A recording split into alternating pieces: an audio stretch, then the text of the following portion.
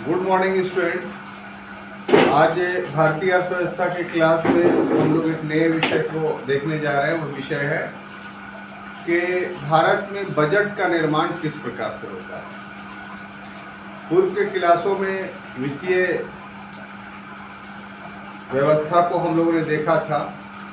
उसके बाद के क्लास में हम लोगों ने राजस्व नीति को देखा था। इसी का भाग है, इसी का एक अंग है भारत में बजट निर्माण प्रक्रिया कि आखिर भारत में बजट का निर्माण किस प्रकार से होता है। इस क्रम में सबसे पहले हम लोग देखते हैं कि बजट है क्या चीज़। तो किसी भी देश के लिए जो बजट होता है वो एक वार्षिक वित्तीय विवरण होता है। क्या होता है? वार्षिक वित्तीय विवरण होता है। और भारतीय संविधान में इसका वर्णन अनुच्छेद 112 में किया गया। ठीक है, अनुच्छेद 112 में किया गया है कि जिसमें ये कहा गया है कि राष्ट्रपति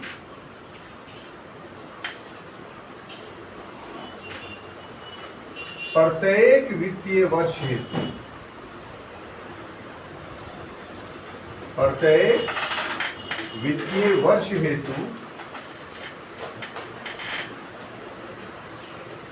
वित्तीय वर्ष हेतु संसद के पटल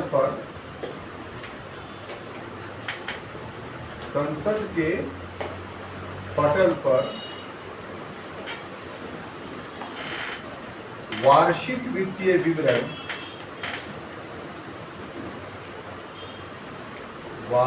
वित्तीय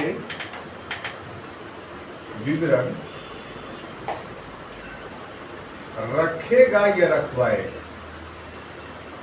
ठीक है, रखेगा या रखवाए। तो पहले इसको देख लेते हैं कि इसमें क्या बातें हैं कि बजट है क्या चीज। तो बजट वास्तव में किसी भी देश के लिए एक वित्तीय वर्ष का वार्षिक वित्तीय विवरण है। फाइनेंशियल रिपोर्ट है एक प्रकार का।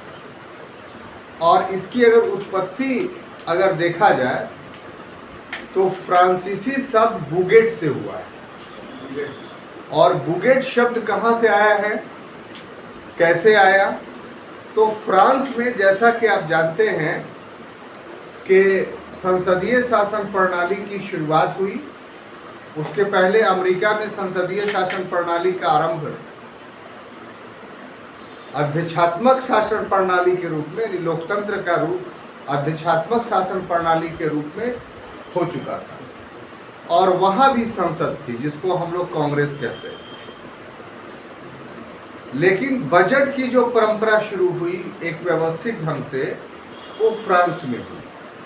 तो फ्रांस का जो वित्त मंत्री होता था वो वर्ष का वित्तीय विवरण एक चमड़े के थैले में, यानी बैग में, क्योंकि बहुत सारे कागज होते थे, तो उसमें लेकर के आता था। तो चमड़े का जो इस रूप में थैला होता था उसको फ्रेंच लैंग्वेज में बुगेट कहा जाता था। क्या कहा जाता था? बुगेट। अब वही अपभ्रंशित रूप से बुगेट ही बजट के नाम से परिवर्तित हो गया।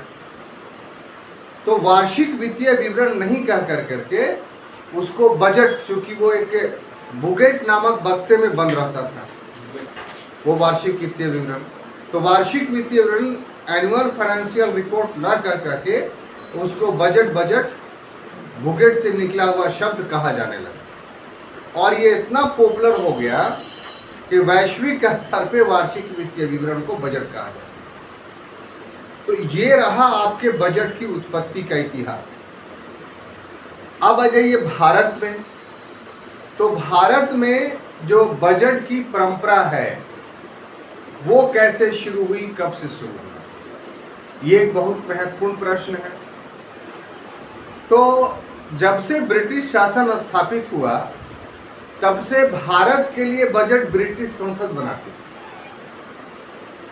पहला अवसर 1860 था कि जब गवर्नर जनरल या वायसराय की काउंसिल, जो एक प्रकार से विधायी शक्ति अख्तियार कर चुका था या विधायी रूप भी ले चुका था, और उसके कार्यकारिणी सदस्य में ही कानून बनाने वाले सदस्य जोड़ दिए गए थे और दोनों मिल करके एक विधायिका बन गई।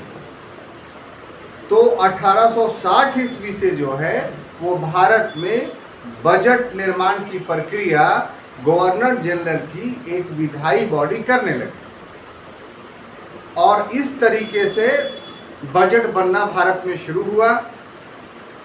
जब 1919 का अधिनियम आया और उसके मुताबिक प्रत्यक्ष चुनाव की पद्धति शुरू हुई, तो विधायिका ने अपना स्पष्ट स्वरूप धारण कर लिया। यानी अब गवर्नर जनरल की कार्यकारिणी से विधायिका अलग हो गई, और उस समय जो आज का संसद है वो केंद्रीय विधान परिषद और केंद्रीय विधानसभा दो सदनों में बटी हुई रहती। और उसके लिए लॉर्ड इरविन के समय में भारत में जो आज का संसद भवन अभी जो बना है बियस्टा, उसके बारे में नहीं, उसके पूर्व वाला जो संसद भवन है उसका निर्माण लॉर्ड इरविन के समय में 1921 में शुरू हुआ और 27 में जाकर के कंप्लीट हुआ। तो इस तरीके से पार्लियामेंट बनी, और फिर बाज़ाब्ते तौर पे उस पार्लियामेंट में 1919 के अधिनियम के तहत बजट प्रस्तुत होना शुरू हो गया।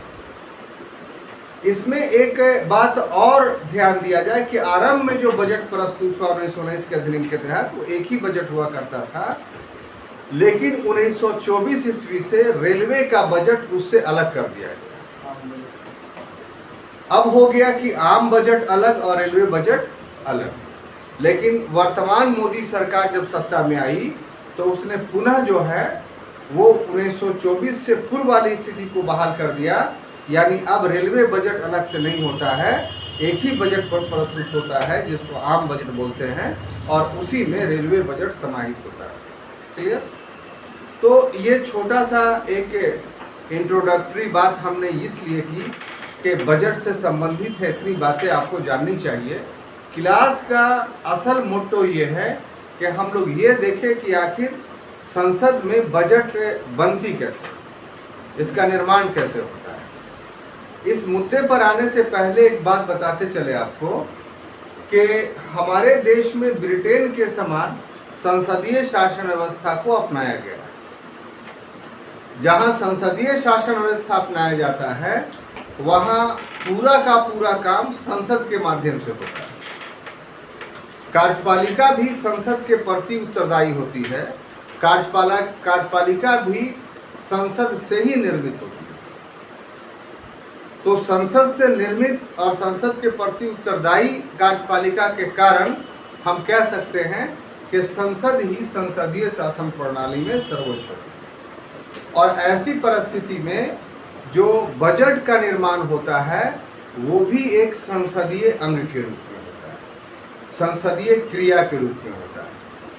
ऐसा इसलिए कि संसदीय शासन व्यवस्था में ये माना जाता है कि जनता का शासन है और जनता अप्रत्यक्ष रूप से शासन संचालित कर रही है। तो बजट जो एक ऐसा तथ्य है जो पूरे देश के भाग का निर्माता होता है। एक वर्ष के लिए देश में कैसा विकास होगा, कौन सी योजनाएं बनेंगी, कौन सा निर्माण कार्य होगा, किसको कौन सी सुविधाएं दी जाएंगी, कितने कर लगेंगे, कितने व्यय होगा, ये सारा का सारा निर्धारण बजट में किया जाता है। और सरकार बजट में निर्धारित प्रावधानों के विपरीत एक सूत भी बराबर कम या बेशी नहीं कर सकती। और ये सारी प्रक्रिया संसद के अंदर होगी, और संसद की जब स्वीकृति बजट को मिल जाएगी तभी बजट का क्रियान्वयन कार्यपालिका कर सकता है, अन्यथा नहीं। तो इस प्रकार से बजट निर्माण प्रक्रिया में संसद का एक महत्वपूर्ण भूमिका होता है। और उसी क्रम में हम अपने बजट निर्माण प्रक्रिया के अध्ययन को आगे बढ़ाने जा रहे हैं। क्लियर? तो विभिन्न चरणों में है, लगभग 4 चरण है और 4 चरणों में इसका अध्ययन हम लोग करेंगे। तो सबसे पहला है, थोड़ा लिख ही देते हैं कि बजट निर्माण प्रक्रिया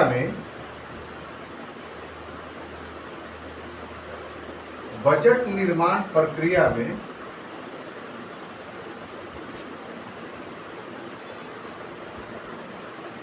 निम्न चरण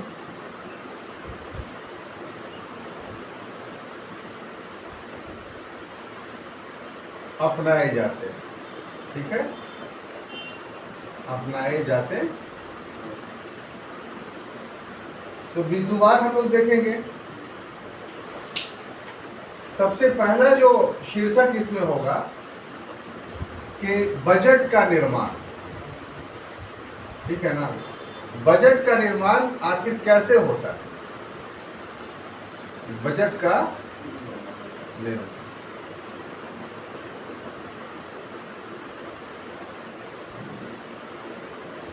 देखिए, जहां तक बजट के निर्माण का प्रश्न है, तो जो बजट का निर्माण है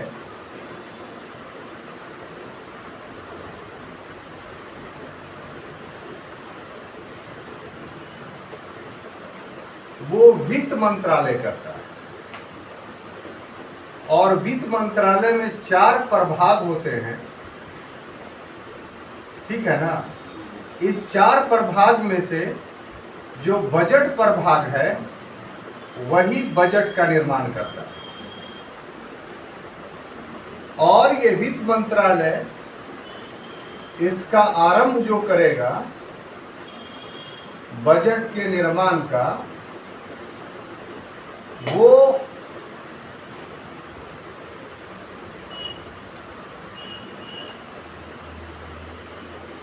सितंबर महीने में विभिन्न मंत्रालय को, वित्त मंत्रालय खुद एक मंत्रालय है, लेकिन इसके अतिरिक्त जो है वो अन्य मंत्रालय भी है। तो विभिन्न मंत्रालय को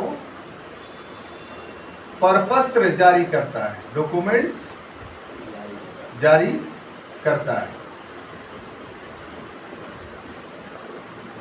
और इसमें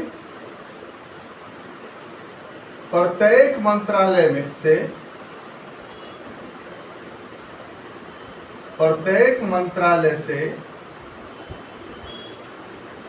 प्रस्तावित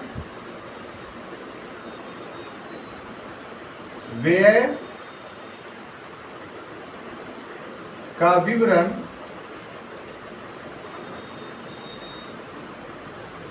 और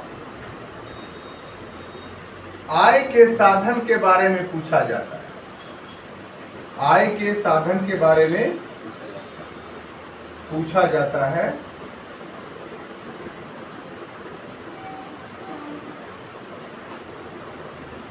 और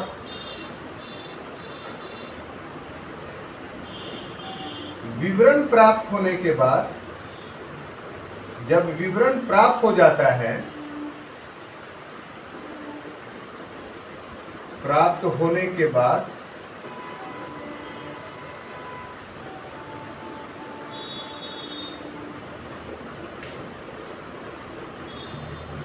दिसंबर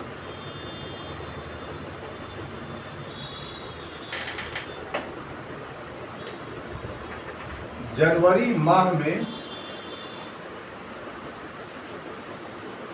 बजट तैयार हो जाता है। तैयार हो जाता है। और जब तैयार हो जाएगा तो मंत्रिमंडल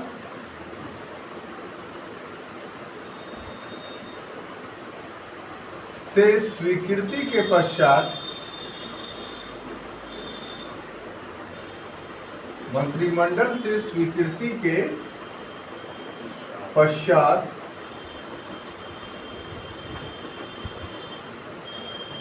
मार्च में संसद में इसे प्रस्तुत किया जाता है। इसे प्रस्तुत किया जाता है।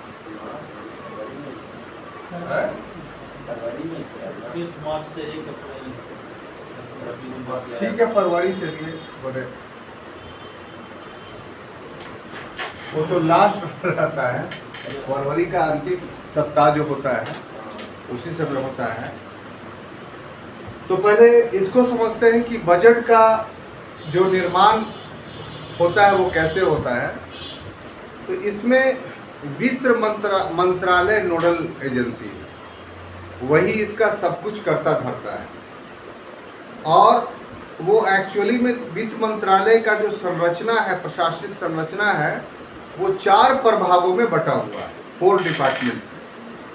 उसमें से एक प्रभाग का ही नाम है बजट प्रभाग, यानी बजटरी डिपार्टमेंट। और इसी का महत्वपूर्ण काम है कि वो बजट का निर्माण करे। तो अब सवाल ये होता है कि बजट का निर्माण वो कैसे करता है।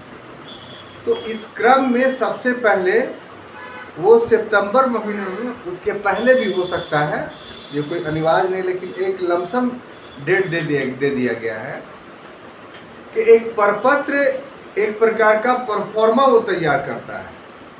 और सरकार के जितने 54 डिपार्टमेंट है, ये मंत्रालय हैं। मंत्रालय का मतलब विभिन्न विषयों से संबंधित विभाग, वो उसका मंत्रालय कहलाता है, जो उस विभाग में शासन करने का सर्वोच्च संस्था है। और उसका राजनीतिक प्रधान एक कैबिनेट रैंक का मंत्री होता है, और प्रशासनिक प्रधान एक IAS अधिकारी होता है, जो उस डिपार्टमेंट का सेक्रेटरी या सचिव के नाम से जाना जाता है। और उसके नीचे बहुत सारे पदाधिकारियों का एक पदानुक्रम होता है, और इस ढंग से वो डिपार्टमेंट चलता है। क्लियर? तो अब जैसे ही वहां प्राप्त होगा वो प्रपत्र, तो उसमें मांगा जाता है उससे कि आपका आगामी वर्ष के लिए प्रस्तावित व्यय क्या है, मतलब क्या क्या काम कीजिएगा उसमें, कितना इसके लिए आपको धन चाहिए। तो वो डिपार्टमेंट पूरा मदवार जो है वो अपने व्यय का विवरण उसमें लिखेगा। लेकिन वो डिपार्टमेंट मदवार पूरे व्यय का विवरण लिखेगा, तो इसके लिए वो जुलाई महीना से ही अपने नीचे के स्तरों पर वो आवश्यकता की जानकारी प्राप्त करेगा। यानी जो काम वित्त मंत्रालय एक मंत्रालय से कर रहा है, वो मंत्रालय अपने नीचे के कार्यालयों की आवश्यकताओं का पता लगा लेगा जुलाई महीने तक कि हमें क्या करना है, और उसको जोड़ कर करके वो एक व्यय का प्रस्ताव तैयार करेगा। लेकिन व्यय का प्रस्ताव तैयार कर लेगा तो इसका अर्थ ये नहीं है कि वित्त मंत्रालय जो उसको पैसा दे देगा। फिर उसका दूसरा जो प्रपत्र का भाग होगा, भाग का, उसमें उससे सवाल किए जाएंगे कि आप जो व्यय का प्रस्ताव ये कर रहे हैं तो पैसा कहाँ से लाइएगा। आप अपने मस्तिष्क में इसको निकाल दीजिए कि वित्त मंत्रालय अन्य मंत्रालय को पैसा देता है। वित्त मंत्रालय अन्य मंत्रालय को कोई पैसा नहीं देता। वित्त मंत्रालय का काम सिर्फ वित्तीय व्यवस्था को विनियमित करना है, रेगुलेट करना है, किसी डिपार्टमेंट को पैसा देना नहीं है।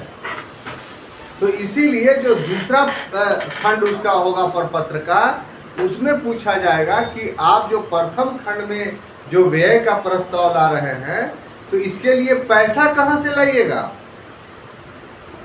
यानी आपकी आय क्या होगी। ये जो डिपार्टमेंट अपना व्यय बता रहा है उसी को अपनी आय भी बतानी पड़ेगी, और आय जो बतानी पड़ेगी कहाँ से लगेगा, मतलब कि आप कौन से कर लगाइएगा, टैक्सी के माध्यम से ना, या फिर कोई अन्य साधन अपना रहे हैं जैसे ऋण का, तो उसको बताइए। या आपके पास मान लिया जाए कोई इंटरप्राइजेज है, कोई उद्योग है, क्या उससे आप लाइएगा?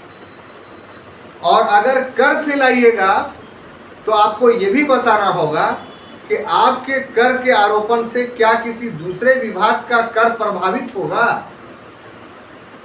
और अगर दूसरे विभाग का कर प्रभावित होगा तो फिर उस प्रभाव को आप कैसे खत्म कीजिएगा? इस ढंग से कुल 4 प्रश्न पूछे जाते हैं और उन प्रश्नों का उत्तर आय के संबंध में उस विभाग को देना पड़ता है।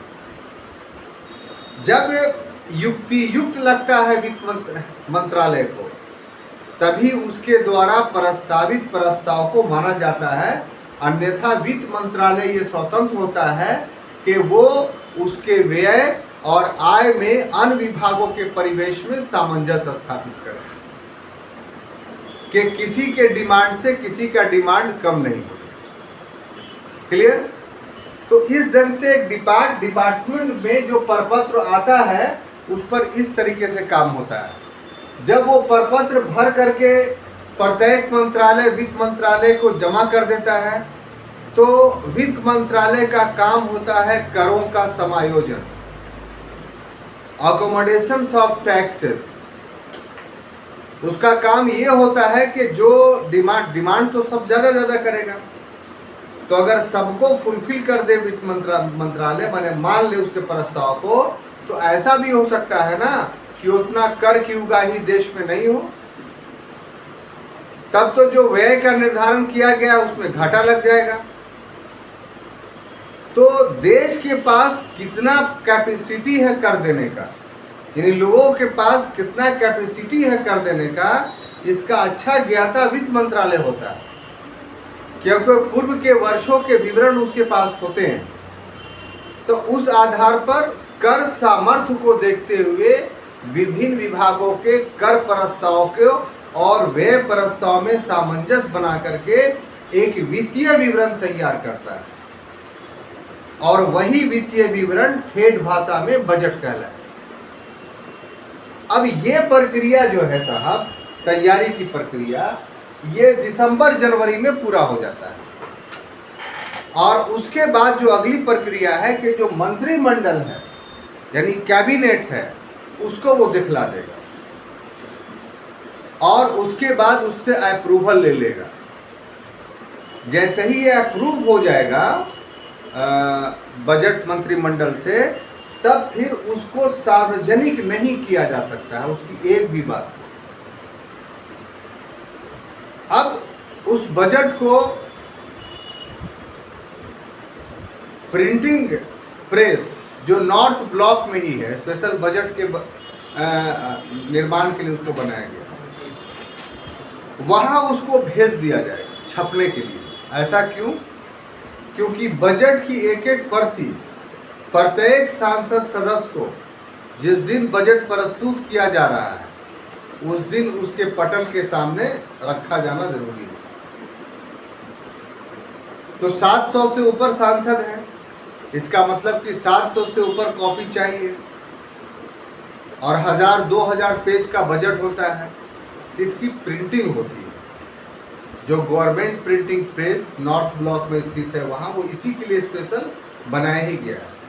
और इसमें बजट छपने के क्रम में टॉप सिक्योरिटी का पालन किया जाता है कि कैसे कि उसमें जो कर्मचारी काम करते हैं उनको जब तक बजट नहीं छप जाता है तब तक उनको घर नहीं जाना पड़ता, वहीं सोना पड़ता है, वहीं रहना पड़ता है। कोई टेलीफोन या मोबाइल का इस्तेमाल नहीं वो कर सकते हैं, बाहर से कोई संपर्क नहीं। अगर घर में कोई आकस्मिक स्थिति पैदा हो जाती है तो उसके लिए सभी के घरों में एक टेलीफोन नंबर दिया हुआ है, उस पर कांटेक्ट करेगा घर वाला, और अगर उचित समझा जाएगा तब उसको परिवार से मिलने की अनुमति दी जाएगी, वो भी सुरक्षा कवचों के बीच में। और जिस दिन यानी 28 फरवरी को जब या 27 फरवरी को बजट जब प्रस्तुत हो जाएगा वित्त मंत्री के द्वारा संसद में, तब ये लोग उस प्रेस से बाहर निकले, उस दिन तक बाहर नहीं निकले।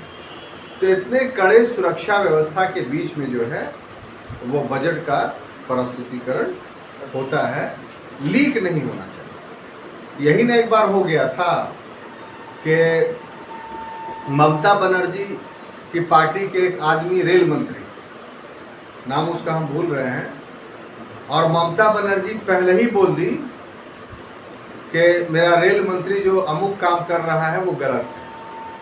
तो क्वेश्चन एराइज हो जाएगा कि रेल मंत्री भारत सरकार का है, अभी रेल बजट प्रस्तुत नहीं हुआ है, तो फिर ममता बनर्जी जो भारत सरकार का अंग नहीं है, भारतीय कैबिनेट का अंग नहीं है, वो पश्चिम बंगाल की मुख्यमंत्री है, तो उसको ये मंत्रिमंडल का, केंद्रीय मंत्रिमंडल की बात की जानकारी कैसे होगी?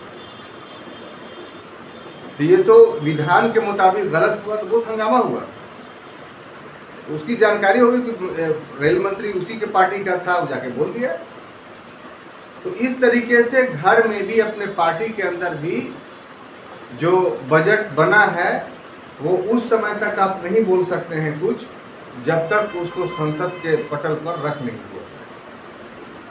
क्योंकि बजट यदि लीक हो जाएगा तो बहुत उतार चढ़ाव हो जाएगा। किसी में कर में वृद्धि होने की बात है तो जमाखोरी हो जाएगी उस वस्तु की। लोग जमा करके रख लें कि कर बढ़ने वाला है तो हम इतना जमा करें, हमको इतना बेनिफिट होगा, तो उससे क्या होगा? कालाबाजारी हो जाएगा, लोगों के समक्ष वस्तुओं का अभाव हो जाएगा। तो इन सभी कारणों से बजट को सेक्रेट रखा जाता है। ये तो प्रस्तुतिकरण पर इतना बात समझ में आ गई।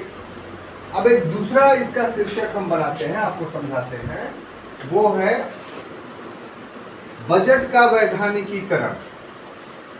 क्या चीज? बजट का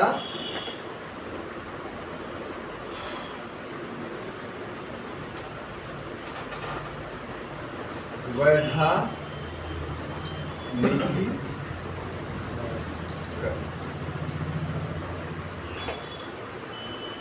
ठीक है, तो बजट के वैधानिकीकरण का अर्थ क्या होता है? एक प्रश्न होता है। तो बजट के वैधानिकीकरण का अर्थ होता है कि बजट को कानूनी रूप देना। क्या चीज? बजट को कानूनी या कह लीजिए वैधानिक रूप देना, या वैधानिक रूप, है ना? वैधानिकीकरण का अर्थ यह होता है। इसका अर्थ क्या हुआ कि इसका अर्थ यह कि वास्तव में हमारे यहाँ शासन जो है संसद करती है, यानी लोग करते हैं, पीपुल करती है।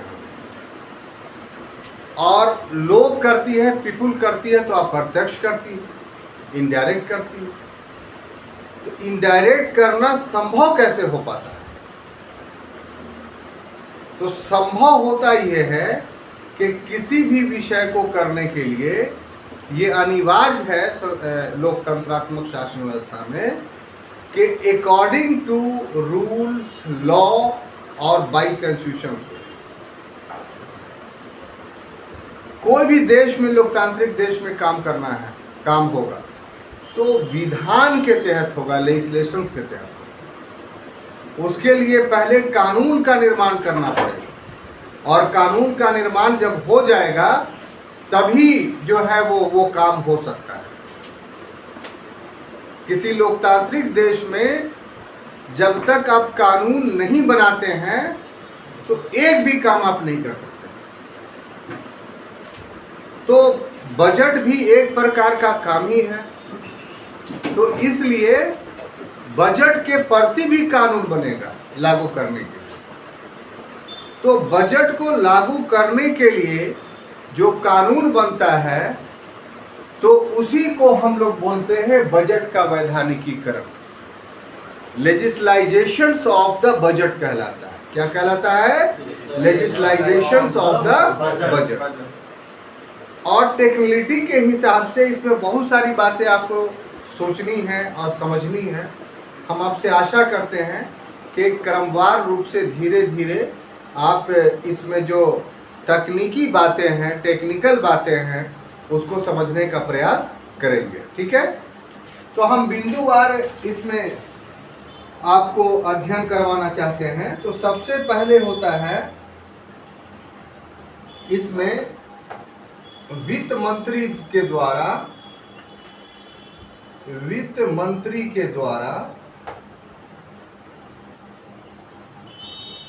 बजट का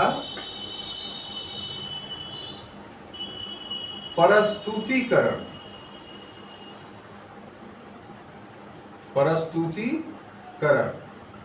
presentations of budget by finance minister.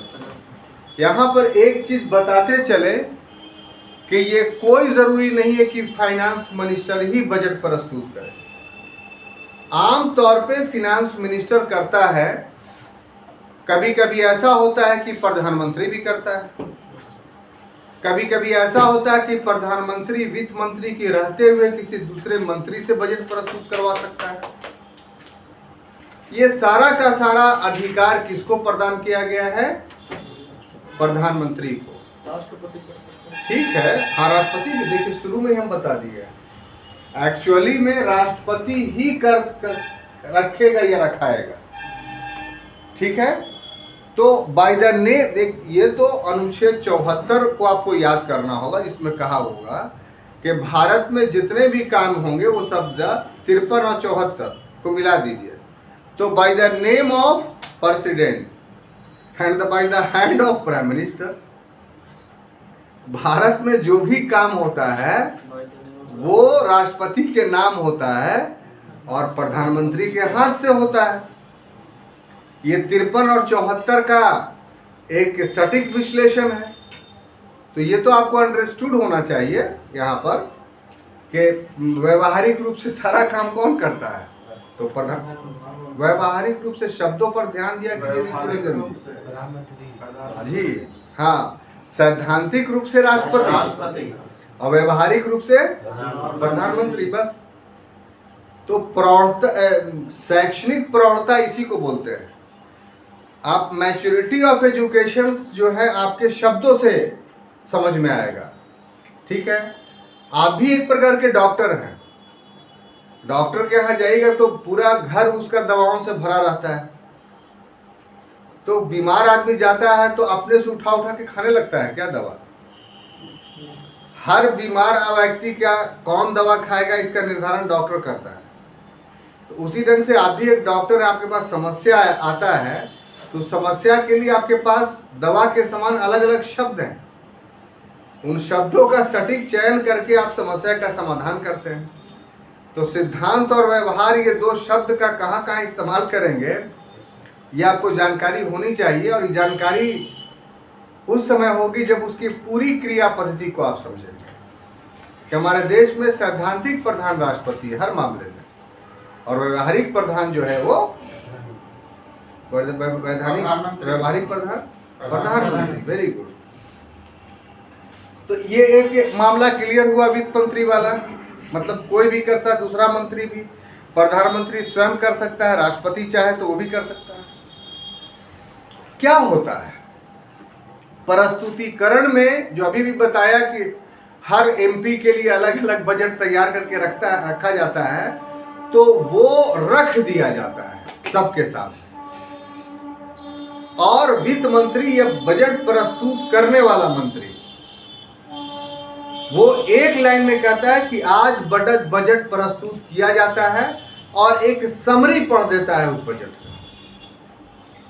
पूरा बजट नहीं पढ़ता, एक समरी पढ़ देता है और पढ़ने के बाद उसमें पिछला वर्ष क्या क्या चीज अचीव हुआ, हल्का फुल्का, आगे में हम क्या कर सकते हैं, एक समरी उसका पढ़ देता है। और उसके बाद सदन लगभग हफ्ता 10 दिन के लिए बंद हो जाता है।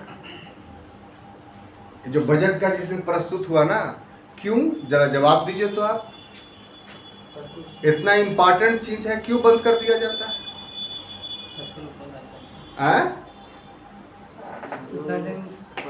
प्रतिद्वंदी पार्टी होते हैं, उनको इसके ऊपर विचार विमर्श करने के लिए। नहीं, प्रतिद्वंदी पार्टी ही आप क्यों बोल रहे हैं?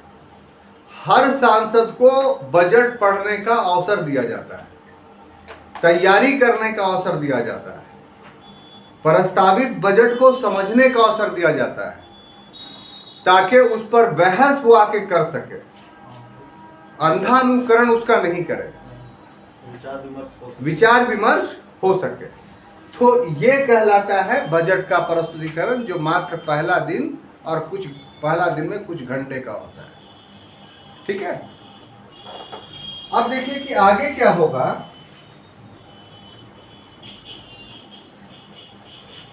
कि बजट पर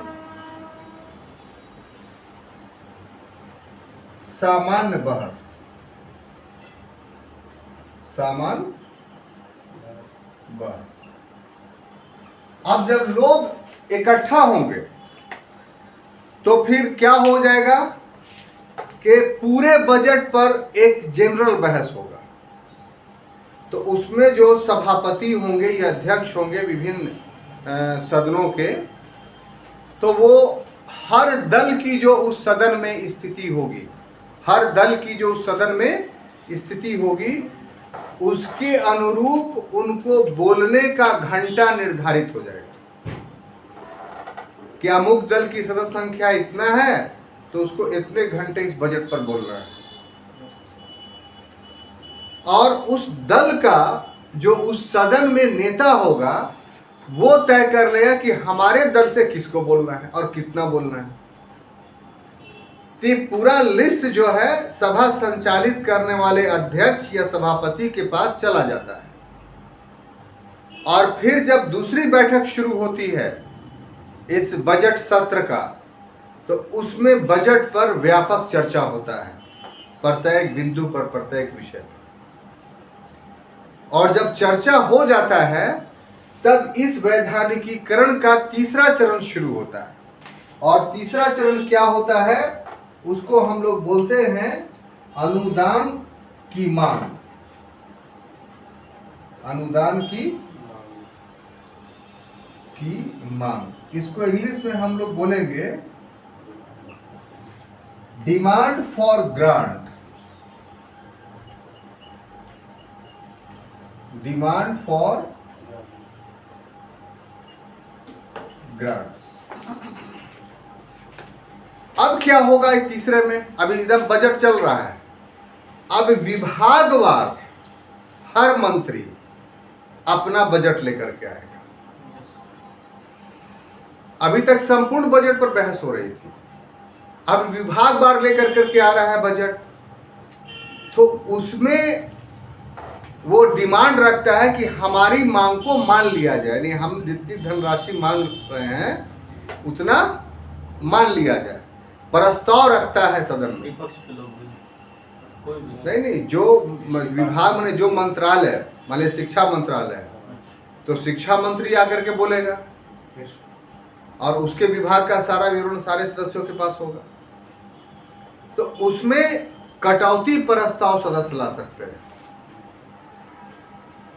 कि 1 रुपये की कटौती, सांकेतिक कटौती, 100 रुपये की कटौती, 3 रूप हैं उसके, और हर के अर्थ अलग अलग है।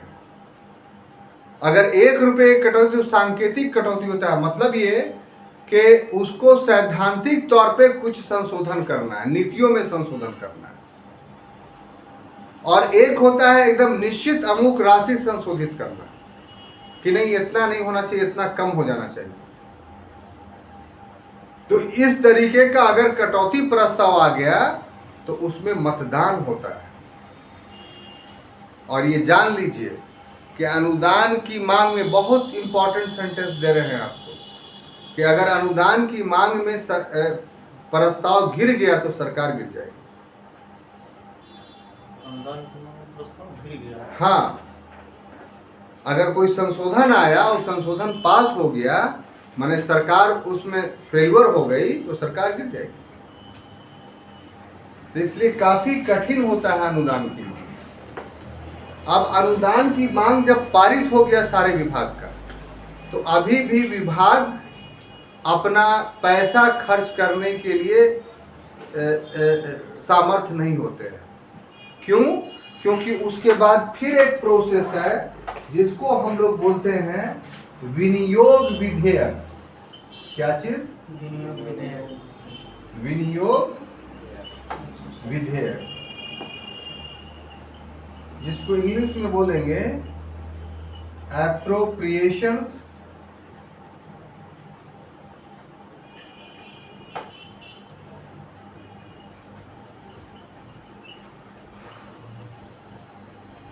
Appropriations bill. ये जब संसद पास कर देगी, ये जब संसद पास कर देगी तभी जो है हर विभाग जितना उसमें प्रावधानित धन है वो संचित निधि से निकालने में सक्षम हो जाता है। तो इस तरीके से छात्रों बजट निर्माण प्रक्रिया का दूसरा चरण पूरा हो गया। क्लियर?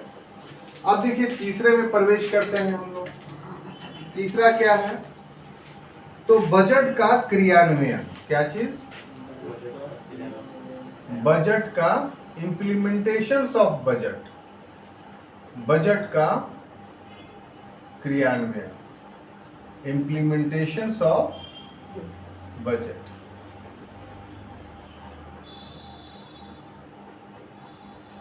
ठीक है?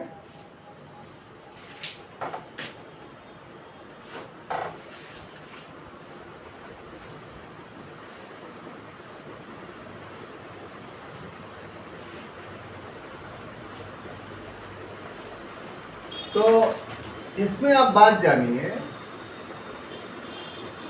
कि बजट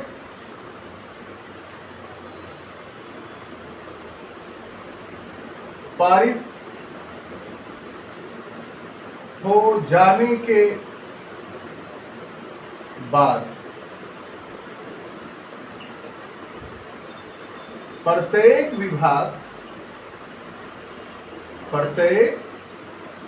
विभाग प्रावधानित राशि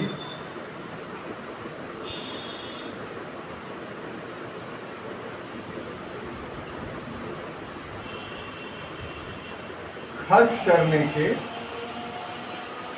करने में सामर्थ हो जाता है। ठीक है ना? लेकिन इसमें हम बताना चाहते हैं कि ये तो सिंपल सी बात हो गई कि सामर्थ हो जाता है, लेकिन ऐसा भी तो हो सकता है कि जितनी राशि प्रस्तावित है जब उसको इम्प्लीमेंट करना प्रारंभ किया गया तो राशि का मूल्य बढ़ जाए, यानी और अधिक राशि की आवश्यकता पड़े। तो इसके लिए भी संविधान में प्रावधान है कि जब ऐसी परिस्थिति आ जाए तो लेखानुदान, वोट ऑफ अकाउंट पारित किया जाता है पार्लियामेंट में और उसको अतिरिक्त राशि प्रदान की जाती है लेखानुदान के माध्यम से। और अगर कोई इमरजेंसी आ जाए तो अनुपूरक अनुदान, सप्लीमेंट्री ग्रांट उसको दिया जाता है। और इस तरीके से क्रियान्वयन के दौरान भी संसद मंत्रालय पर प्रभावी नियंत्रण बनाए रखता है। एक तो अनुमति देकर के नियंत्रण उसने बना लिया, दूसरा बीच में अगर कोई आवश्यकता पड़ी तो भी धन की स्वीकृति लेखानुदान या प्रत्यानुदान या अपवानुदान या अनुपूरक अनुदान के माध्यम से वो उस पर नियंत्रण सरकार पे रखती है। अब देखिए साहब, अंतिम जो इसका ये है वो है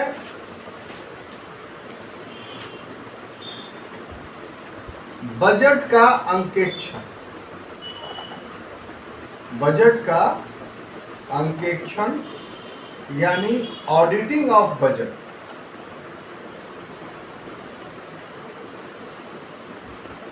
ऑडिटिंग ऑफ बजट, ठीक है ना? तो आपको एक नाम सुने होंगे कि एक पद है भारत का नियंत्रक एवं महालेखा परीक्षक, है ना? क्या चीज?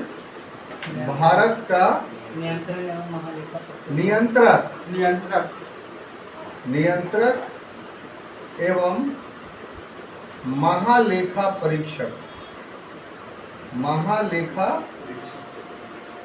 परीक्षक इसको इंग्लिश में क्या बोलेंगे Vikram ji? Controller and auditor general of India, है ना। इसका वर्णन कहाँ है संविधान में? अनुच्छेद बोलिए गगन जी,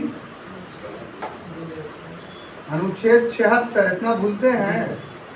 976।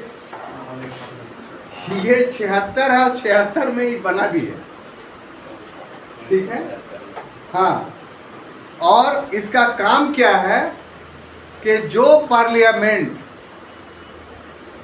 संस्तुति जितना की है, जिस मद में की है, उसकी जांच करना कि अकॉर्डिंग टू लॉ पैसा खर्च हुआ है कि नहीं।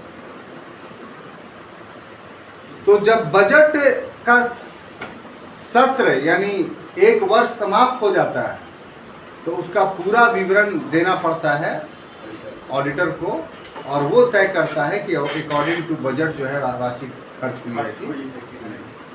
तो इस तरीके से बजट निर्माण प्रक्रिया कुल 4 चरणों से होकर के गुजरता है। हम अगले क्लास में मिलेंगे तो पुनः एक नए विषयों के साथ मिलेंगे। तब तक के लिए अनुमति दीजिए।